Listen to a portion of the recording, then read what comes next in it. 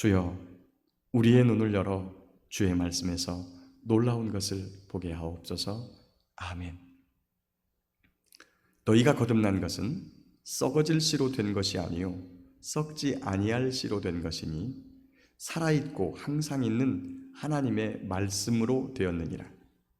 그러므로 모든 육체는 풀과 같고 그 모든 영광은 풀의 꽃과 같으니 풀은 마르고 꽃은 떨어지되 오직 주의 말씀은 세세토록 있도다 하였으니 너희에게 전한 복음이 곧 이 말씀이니라. 그러므로 모든 악독과 모든 기만과 외식과 시기와 모든 비방하는 말을 버리고 갓난아기들 같이 순전하고 신령한 젖을 사모하라. 이는 그로 말미암아 너희로 구원에 이르도록 자라게 하려 함이라. 너희가 주의 인자하심을 맛보았으면 그리하라.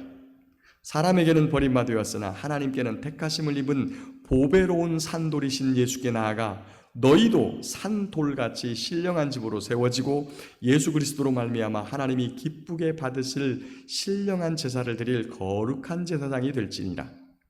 성경이 기록되었으되 보라, 내가 택한 보배로운 모퉁이 돌을 시온에 두노니 그를 믿는 자는 부끄러움을 당하지 아니하리라 하였으니 그러므로 믿는 너희에게는 보배이나 믿지 아니하는 자에게는 건축자들이 버린 그 돌이 모퉁이의 머릿돌이 되고 또한 부딪히는 돌과 걸려 넘어지게 하는 바위가 되었도다 하였느니라.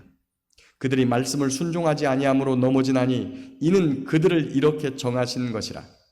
그러나 너희는 택하신 족속이요 왕같은 제사장들이요 거룩한 나라요 그의 소유가 된 백성이니 이는 너희를 어두운 데서 불러내어 그의 기이한 빛에 들어가게 하신 이의 아름다운 덕을 선포하게 하려 하심이라.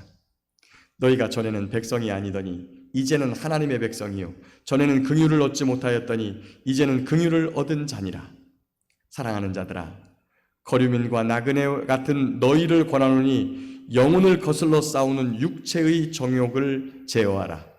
너희가 이방인 중에서 행실을 선하게 가져 너희를 악행한다고 비방하는 자들로 하여금 너희 선한 일을 보고 오시는 날에 하나님께 영광을 돌리게 하려 함이라. 아멘.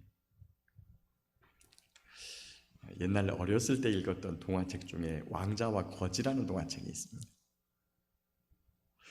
어느 날 왕자가 자기와 똑같이 생긴 정말 쌍둥이 동생이라고도 해도 믿을 만한 그런 자기하고 똑같이 생긴 사람을 만나죠. 그러자 호기심이 발동한 이 왕자가 그 거지와 옷을 바꿔 입고 역할을 바꾸는 겁니다. 자기가 거지하기로 하고 그 거지를 왕자를 시켜서 왕궁으로 돌려보냅니다. 그런데 그 놀이가 그렇게 재미있는 놀이가 안 됐죠. 이 거지를 알고 있는 사람들이 이 거지를 통해서 돈벌이를 해야 되기 때문에 이 거지를 붙잡아다가 이 거지 행색을 하고 있는 왕자를 붙잡아다가 아주 모진 일을 다 시킵니다. 그런데 비록 거지 옷을 입고 있지만 진짜 신분이 왕자인 이 아이가 그 사람들 앞에서 떳떳하게요. 내가 왕자다, 왕자. 굉장히 어려운 시간들을 겪지만 그는 자신이 왕자라고 하는 신분을 잊지 않아요. 그래서 품위를 잃지 않고 그 다음에 악한 것들을 하지 않는 이러한 삶을 살고 그러다가 결국에 다시 왕궁으로 돌아가요. 왕궁에 있는 아이는요, 본인이 왕자의 옷을 입고 좋은 것을 먹으나 실제로는 거지예요. 그러니까 시시때마다 거지의 모습이 나오는 거예요. 사람들이 의아해하죠. 아직 어린아이라 사람들이 이해하고 넘어가지만 실제로는 그 아이의 모습이 거지였기 때문에 그런 모습들을 버리지 못해요. 이 땅을 저와 여러분들이 이 땅에서 살아가는데 어떤 신분으로 살아갈 것인가? 하늘나라에 내 집이 있는 하나님을 아버지라고 부르고 왕이신 그분이 나의 아버지인 삶. 그래서 이 땅을 나그네와 거류민으로 살고 비록 이 땅에서는 초라한 행색이지만 우리의 정체성을 잊지 않는 삶을 살아야 합니다. 우리의 정체성이 무엇입니까? 우리의 정체성은 하나님의 말씀으로 우리를 거듭나게 해서 우리를 하나님의 자녀가 되게 하셨고, 택하신 족속이고, 그 다음에 왕같은 거룩한 제사장이며, 우리 주님의 그런 소유된 백성으로서의 삶을 살아가야 되는 것이죠. 그러기 위해서는 우리가 어떤 삶을 살아야 되는지를 누구를 보면 알 수 있냐면 예수님을 보면 알 수 있어요.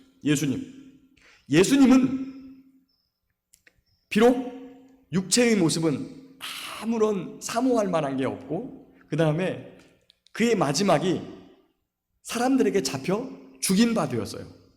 그러나 예수님은 하나님 아버지, 왕이신, 이 세상의 만왕의 왕이시오 만군의 주이신 하나님 아버지의 한 분밖에 없는 아들이세요. 하나님 나라의 왕자세요. 그래서 사람들에게 잡혀서 죽인 바 되었을지라도 그분은 택하신 분이고, 그분은 그래서 부활하셔서 왕으로 다시 그 자리에 앉힌 바 되었죠. 우리도 이 땅에서 마찬가지입니다. 비록 세상이 우리를 혐오스럽게 생각하고 우리를 인정해주지 않고 우리가 가지고 있는 말씀을 인정해주지 않으나, 그들이 인정해주지 않는 것과 우리의 삶과는 달라요. 풀은 마르고 꽃은 시듭니다. 모든 육체가 풀의 꽃과 같아요. 풀은 마르고 꽃은 떨어지지만 하나님의 말씀은 영원히 존재하는 줄 믿습니다. 그 말씀으로 우리가 거듭났어요. 많은 성도들이 구원의 확신에 대한 이야기를 물을 때 많이 망설입니다. 그 이유가 뭘까요? 구원의 확신을 내 안에서 찾아요. 내가 확신을 강하게 가지고 있느냐, 약하게 가지고 있느냐. 내가 잘할 때는 구원을 받은 것 같고 못할 때는 구원을 못 받은 것 같고, 내가 어떻게 구원을 얻은지를 제대로 모르니까, 내가 어떤 사람인지를 제대로 모르니까 그런 생각을 가져요. 우리의 구원은 어디에서 온 거예요? 여러분, 우리가 뭘 잘해서 얻었어요? 아니에요. 우리의 구원은 하나님에게서 왔어요. 그리고 우리가 구원을 얻었다고 하는 이것이 하나님을 우리가 보지 못했고 예수님을 보지 못했지만 무엇을 통해서 구원을 얻었어요? 말씀으로, 살아계신 하나님의 말씀으로 우리가 거듭났어요. 그래서 하나님의 자녀가 되었어요. 그래서 우리의 구원의 증거는 하나님의 말씀이에요. 변하지 않는 하나님의 말씀.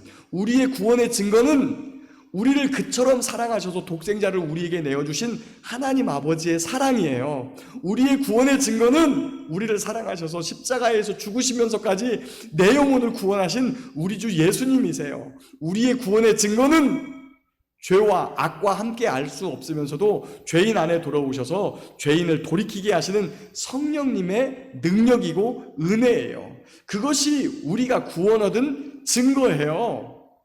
그러니 그 구원이 흔들리지 않아요. 구원의 확신을 물어볼 때 내가 강하게 확신을 갖고 있느냐 못 가지고 있느냐가 아니에요. 구원은 우리에게서 나온 게 아니라 하나님에게서 나온 거예요. 그렇기 때문에 오늘 그것을 말씀하고 있는 거예요. 1장 23절에 너희가 거듭난 것은 썩어질 씨로 된 것이 아니라 썩지 아니할 씨로 된 것이고 살아있고 항상 있는 하나님의 말씀으로 되었느니라. 자, 이제 그래서 하나님의 자녀가 되었어요.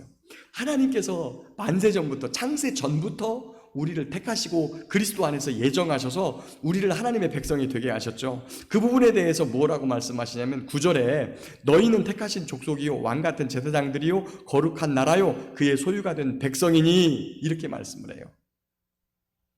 저와 여러분들이 바로 이런 존재예요. 세상이 창조되기 전부터 하나님께서 택하시고 하나님께서 예정하셔서 예수 그리스도의 십자가의 대속의 은혜로 우리를 거듭나게 하신 그것이 우리의 정체성이에요. 그러니 이런 정체성을 가진 우리가 이 땅에 소망을 삼고 살아야 되느냐? 그렇지 않죠. 우리가 갈 나라가 있어요. 아버지 하나님이 계신 곳, 그리고 우리 주 예수님이 계신 곳. 그 우리 주 예수님은 이 땅에서 어떻게 살았어요? 거기 4절 보니까 사람에게는 버림바가 되었으나 하나님께는 택하심을 입은 보배로우신 산돌이신 예수님, 바로 그분이 우리가 따라가야 될 모델이에요.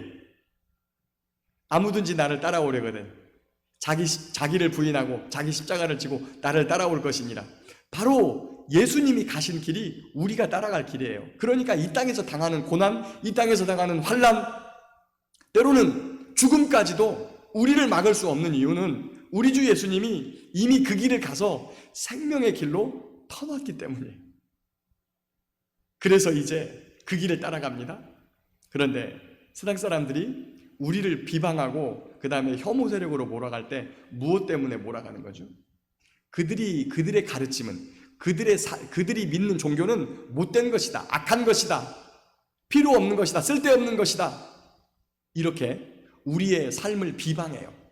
그들의 입을 닫게 할 것은 무엇입니까? 야, 성경은 그러지 않는 거야. 성경은 고고학적으로 인류학적으로 이거 진짜 믿을 만한 문서야, 이렇게 설득하는 것? 아니야, 우리가 가지고 있는 우리 기독교는 종교 중에서도 가장 고등 종교야, 이렇게 교리를 가지고 따지는 건 아무 쓸데없습니다. 그들에게 보여주어야 돼요. 무엇으로? 우리의 삶으로. 하나님 자녀로 사는 삶, 거룩한 백성으로 살아가는 삶.